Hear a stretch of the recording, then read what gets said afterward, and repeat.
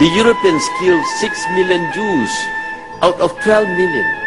But today the Jews rule this world by proxy. They get others to fight and die for them. They invented socialism, communism, human rights and democracy so that persecuting them would appear to be wrong, so they may enjoy equal rights with others.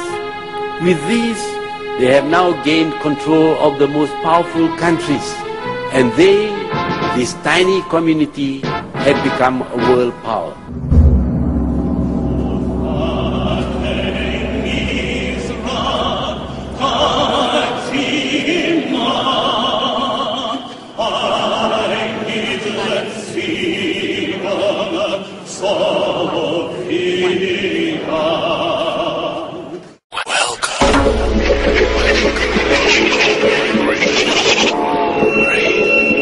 A free Iraq will help secure Israel.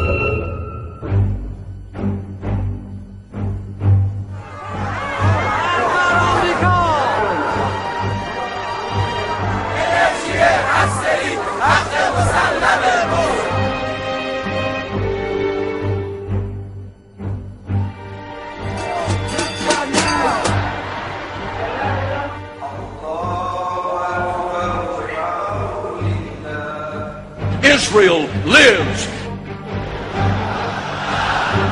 Israel lives!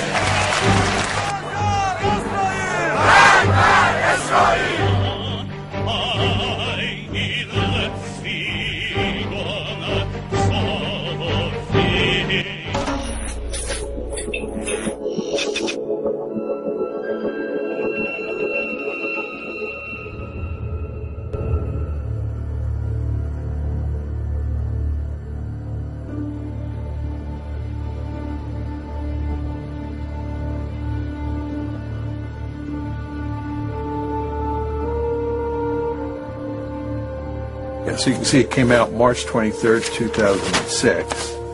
And then for the title, I believe that the Harvard version has been downloaded over 350,000 times. Well, the United States supports Israel in a variety of ways.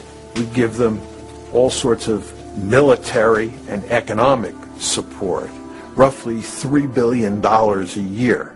Israel, despite the fact it is a relatively rich country, receives more foreign aid than any other country in the world. We veto resolutions in the United Nations all the time that are critical of Israel. Ceux qui sont contre, 14 voix pour, une voix contre. Le projet de résolution n'est pas adopté par suite du vote négatif d'un membre permanent du Conseil. Those against? Those against? Ceux qui sont contre. And the United States is actually talking about using military force against Iran. Now the question is, why is the United States so deeply concerned about Iran acquiring nuclear weapons? The reason it is that big a deal at this point in time is because of pressure from the lobby.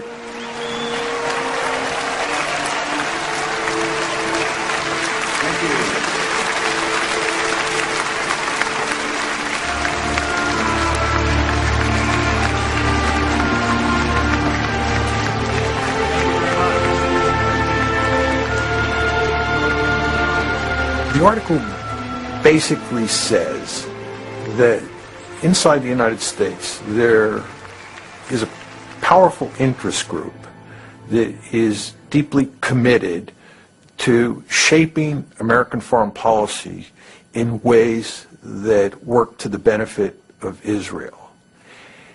And second, the article argues that the policies that the United States ends up pursuing in the Middle East, because of the lobby's force in the decision-making process, are not in the American national interest. Troops out now! Stop the war! Troops out now! Stop the war! Message on to them. A free, prosperous, and secure Israel is in this nation's national interests.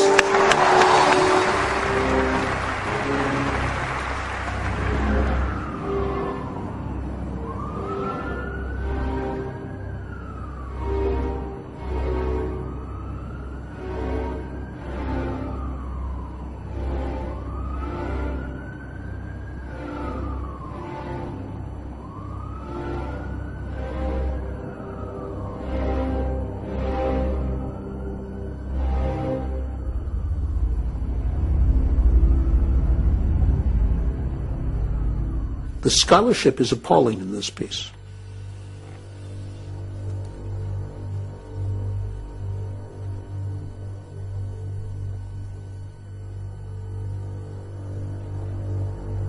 The notion that that some people sitting in Jerusalem are pulling the strings on institutions that are somehow divorced from a sense of what is in the American interest and working instead for Israel, there's just no evidence to support that. I'm really surprised that they didn't seek to protect their reputations by doing really watertight, rigorous research that they could defend. And in fact, they've been demolished. Alan Dershowitz is, I mean, there's nothing left after. So why did they go on I don't know why they did this. I don't know. Some of the things they say in that piece really made me wince, because Mearsheimer and Walt both are better academics than that report reflects.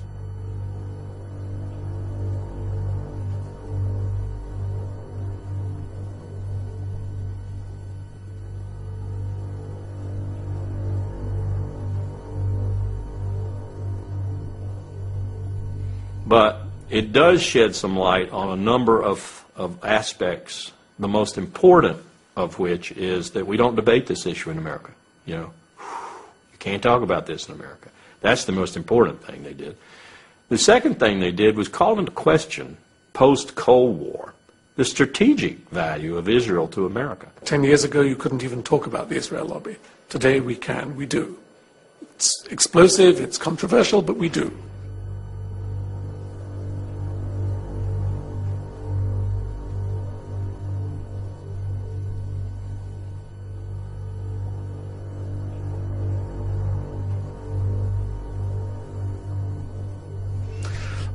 I wrote an article for the New York Times at the time of the Mearsheimer-Walt essay came out, in which an op-ed, and they asked me for this. When I said you should have written about the Mearsheimer-Walt, they had not said anything, and they agreed, which was already a change.